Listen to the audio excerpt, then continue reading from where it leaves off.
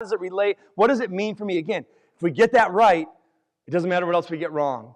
But if we get that wrong, it doesn't matter what else we get right. 3 snapshots of Jesus this morning. The first one is this. It's in John chapter 14. If you have your Bibles, I want to invite you to open up there. In John chapter 14, we find some of Jesus' most well-known words. John 14 is probably a conversation that takes place near the upper room. It's the night before Jesus is betrayed. It's the night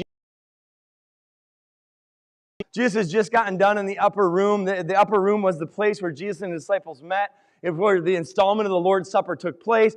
Things were different. Things were weird. They had done ministry together, Jesus and his disciples, for 3 years. They had gone places, done things, healed people, taught lots of crowds. Everything was good, but the tenor had changed, right? The tone in Jesus' voice was different. There was a lot going on in the room. When they got up there, the disciples were arguing about who was the greatest.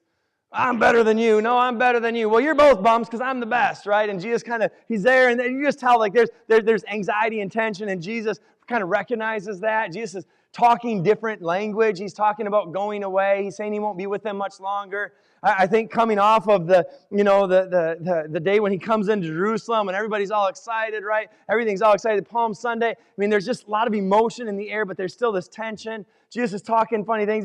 Jesus realizes that the disciples still haven't got it all yet. And so while they're arguing about who's the best, Jesus shows them how to love the most. He grabs a bucket of water and a towel and starts washing their feet. Probably humbled them, probably confused them.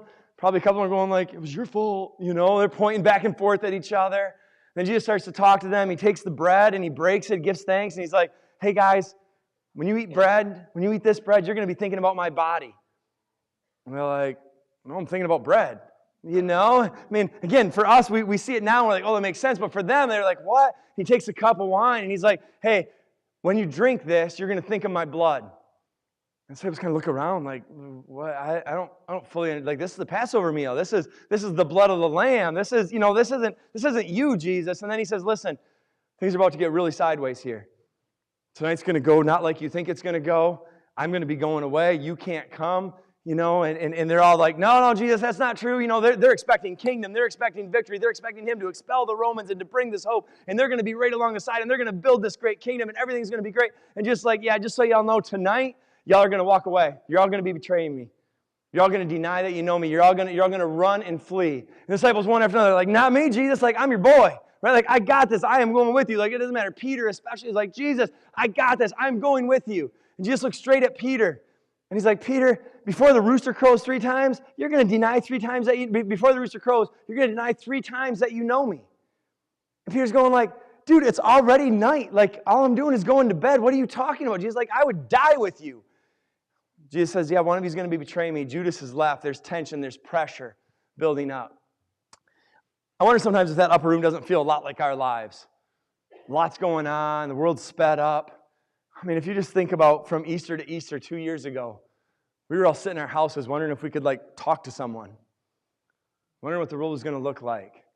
We live in a world now where there's chaos, there's pressure, there's concern, there's envy, there's jealousy.